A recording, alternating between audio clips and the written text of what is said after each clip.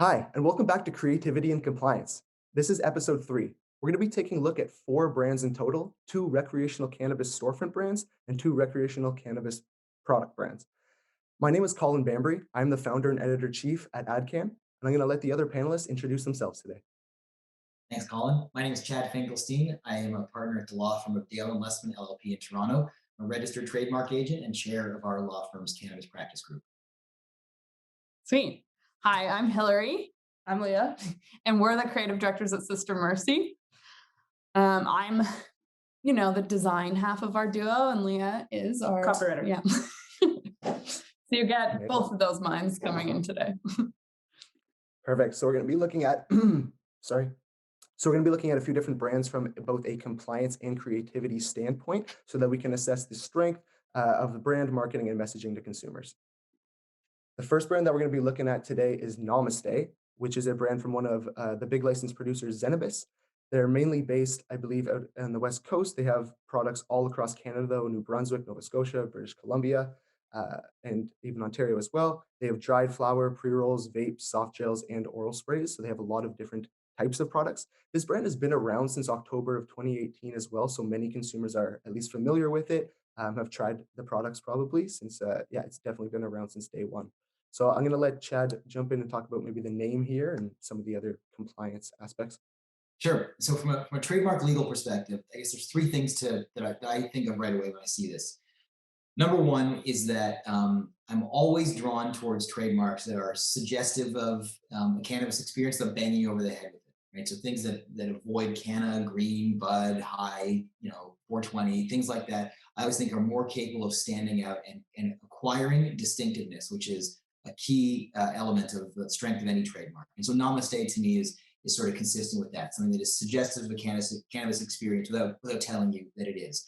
I think that gives it a considerably wide latitude of distinctiveness and enforcement. The second thing that stands out is that anybody who follows the industry is aware that there is another company in the cannabis industry, another LP that goes by the name of Namaste. This is all searchable, matter of public record that there's been issues between the 2 companies, and those have been resolved. But when we talk about distinctiveness, this is why it matters, because if a party comes up that has the same or similar trademark to you, you want to make sure that your rights are strong enough that you can enforce those against a third party to be able to say, we were here first and our trademark is distinct enough that it's going to confuse the average Canadian consumer into thinking that our products and services are the same as yours. The third thing that strikes me about this trademark is that the Cannabis Act prohibits the depiction of a person in any cannabis branding, and there's clearly a person there. Not only is there a person here, which could be offside the Cannabis Act, but on October 18th, right, the day after legalization, the province of New Brunswick was warned by Health Canada to change their retail website because it featured an image of a woman in a yoga pose. And that was considered by Health Canada to be a prohibited association of cannabis with vitality. So I think that the yoga pose that is emulated here is certainly capable of being problematic, but I guess it hasn't been an issue to date. It's all very interesting. So yeah, let's take a look at some of the other marketing and. By the way, for whatever it's worth, I don't actually think that a yoga pose is suggestive of vitality, but that's a separate discussion. That's fair.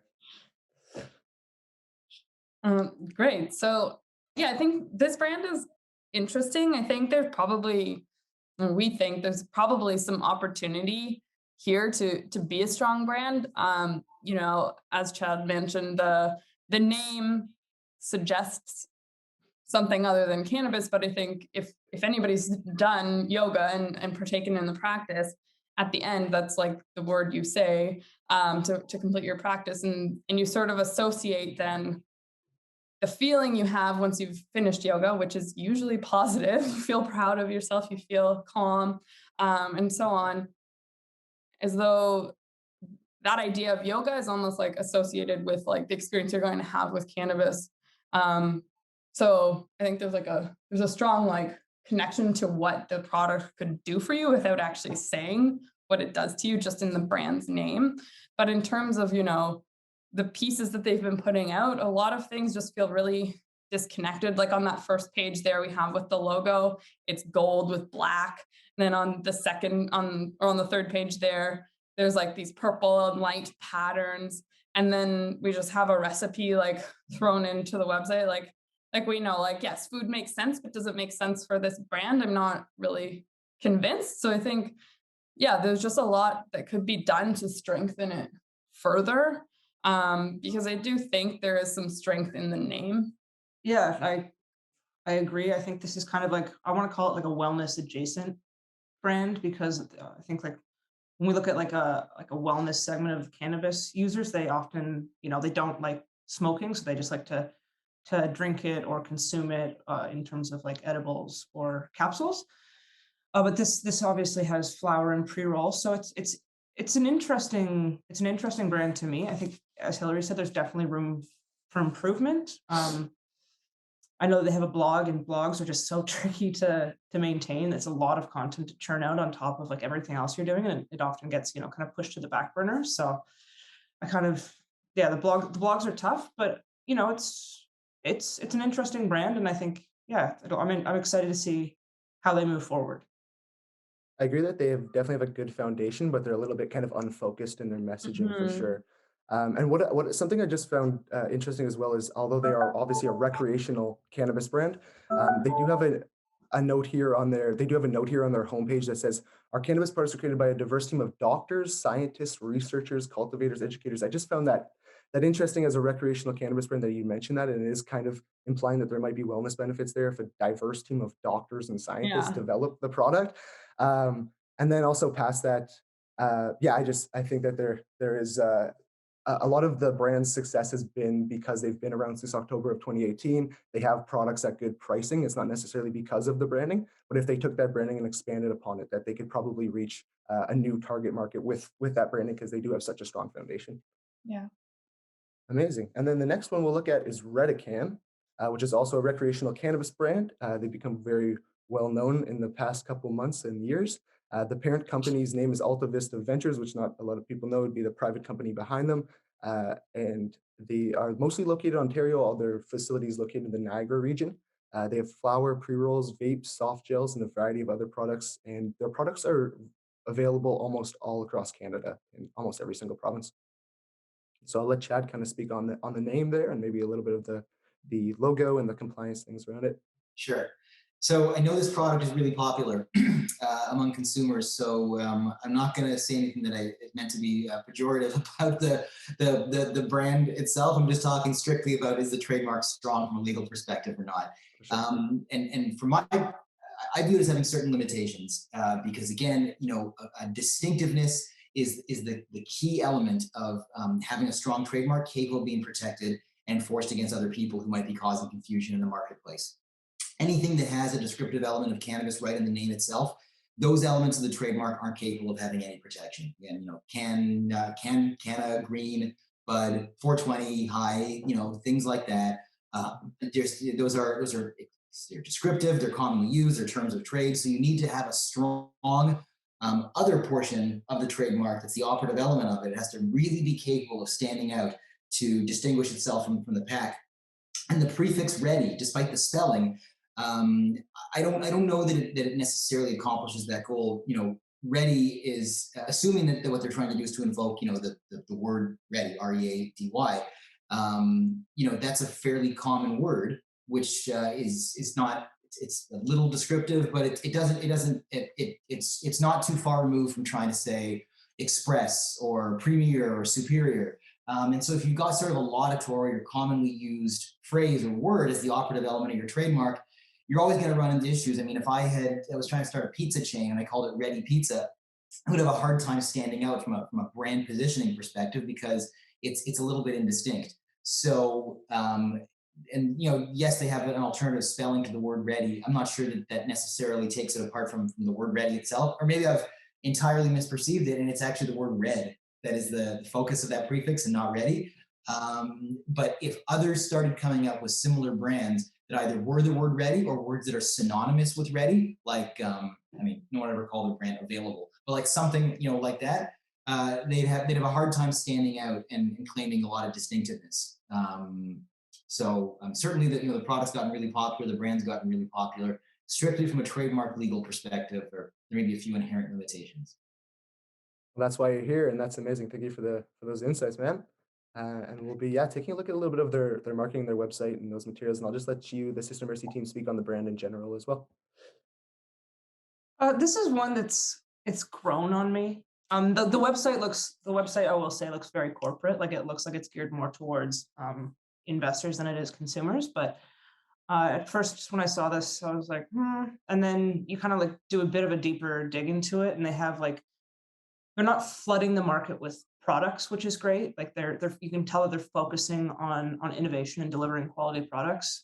Their pre-roll readies are interesting as well because like nobody had really you haven't really seen pre-rolls like that before. So that's quite interesting.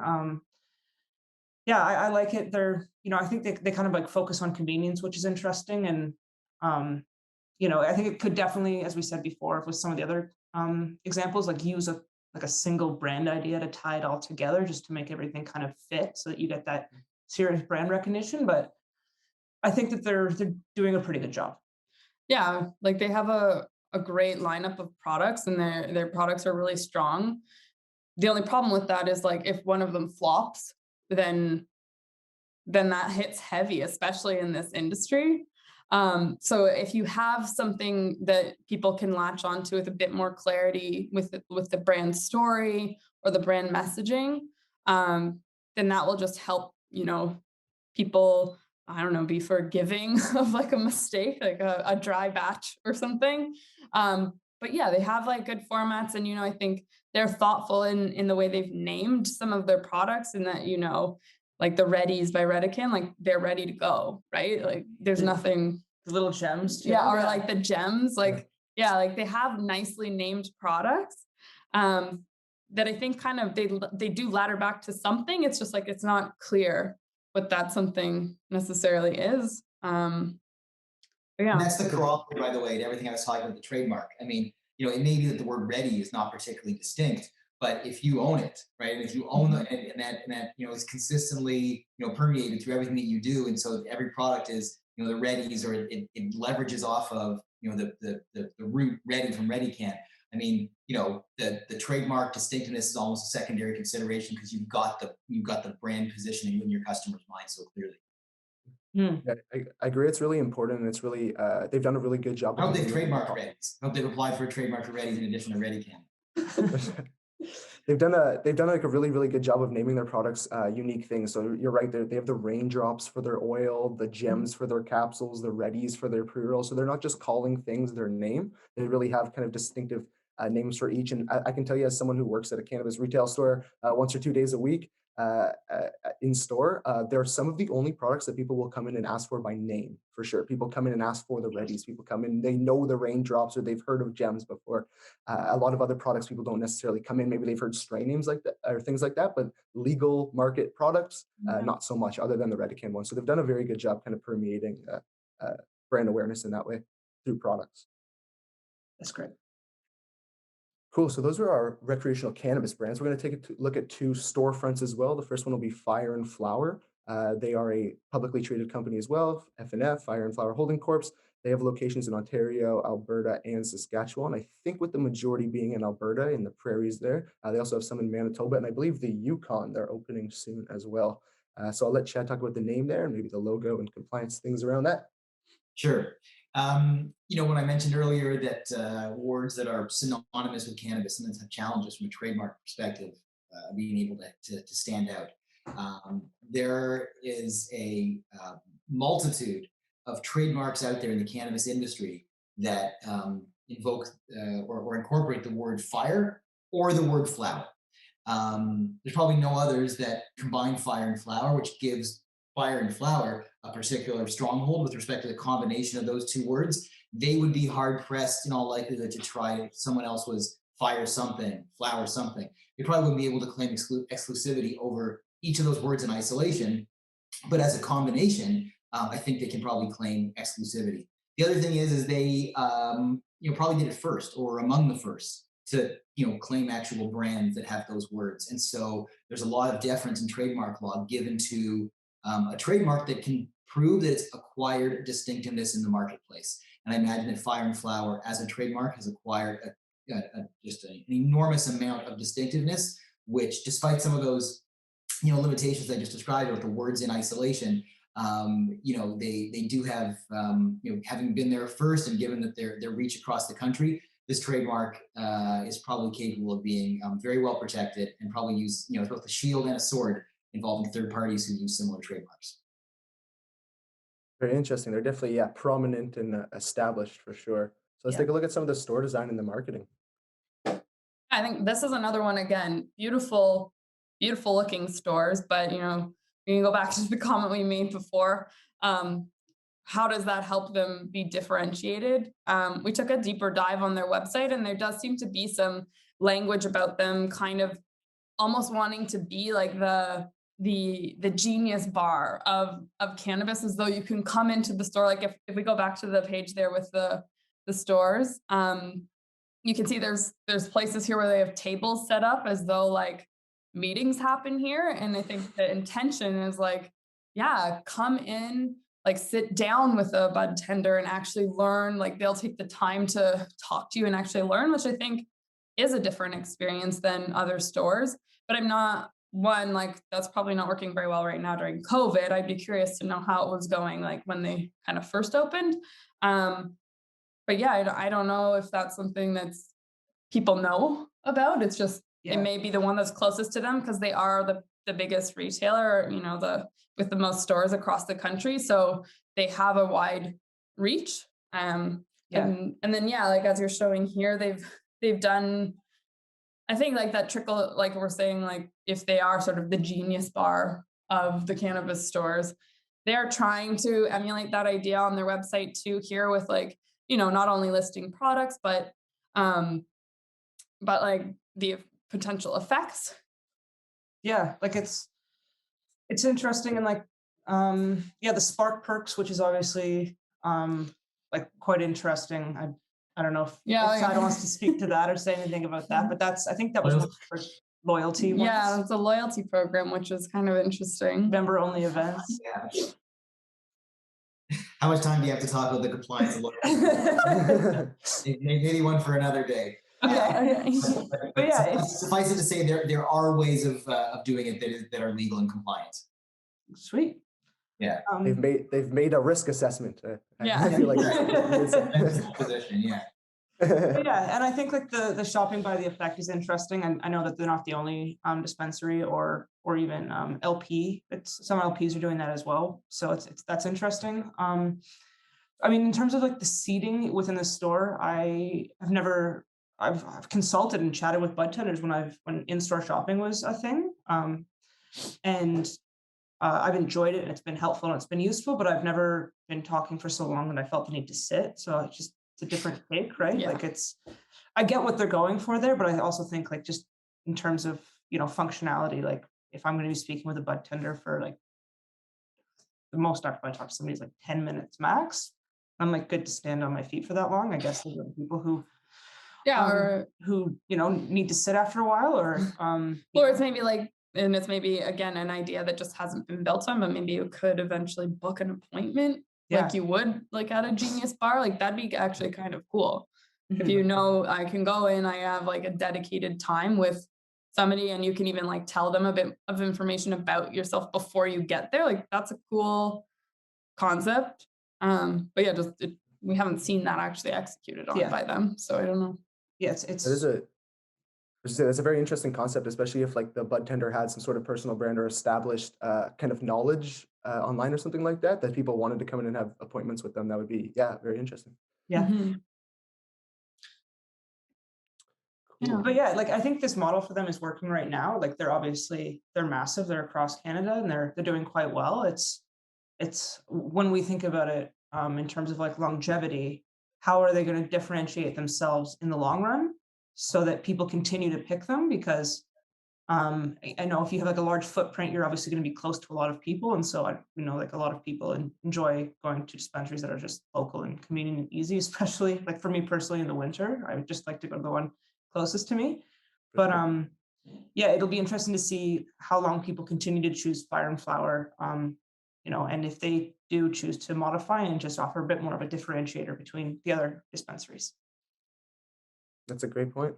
Be interesting to see if we're doing these episodes a year or two from now and see how things have changed. Okay, so today, this will be the last brand that we'll be looking at today. It's Village Bloomery, which is also a cannabis retailer. They have one location, I believe, at the moment here in Vancouver, near Kitsilano. I believe that they may be expanding soon as well, but they are an established retailer. They had roots in the legacy market, so they've been in Vancouver for a very long time. And I'm going to let kind of Chad just speak about the name there, and then we'll move on to some of the marketing stuff as well. Yeah, what's interesting with this name, and I think I mentioned earlier in this episode, the best trademarks from a legal perspective, they get the strongest protection are always those that are made up words. And so to me, when I look at this, village is a pretty common term, like ready, right? It's not descriptive per se, but it's so common. It's commonly used in so many brand names, in so much parlance. Like village it's just what it is. You couldn't really, from a trademark, as a trademark, it's challenging probably to stand out if that's the operative element of your trademark: town, city, village, square, right? Those aren't the operative elements that stand out in people's minds. Bloomery is, right? Bloomery, I think, is a made up word. It's a creative word. It's pretty clear what it is that's suggested, but I don't think it's a dictionary word. So when I look at this as a trademark lawyer, I think that the word bloomery should be the highlighted one. I think the emphasis should be on bloomery rather than village. But I do think so, because I think that is the part that is more likely to be enforceable against third parties. If someone was to use the word village in their trademark, my guess is you'd have a hard time trying to enforce your rights against them, because there's probably just like a plurality of village trademarks that are out there. Bloomery, I think, probably stands on its own. An amazing point. Awesome. We'll take a look at some of the store design, which is I like it a lot. It's very clean and open, and I'll let you guys speak to that and talk about some of the marketing as well. Mona Lisa, that's a depiction of a person right there. It's true. It's the Mona Lisa, though. Does that matter? Does that make it different? It's like beyond the person. Yeah, I think this store is beautiful, but I think it is a little bit different from, that like Apple store, in that they do seem to have this emphasis on art and like featuring like products like predominantly on shelves that are, artistic or even like handmade bongs or whatever. So it is a bit different. And I think this also sort of has that like local vibe, which I think is different from, and I mean, it is a one-off, right? It's not a Fire and Flower at all. It is very specific currently to Vancouver.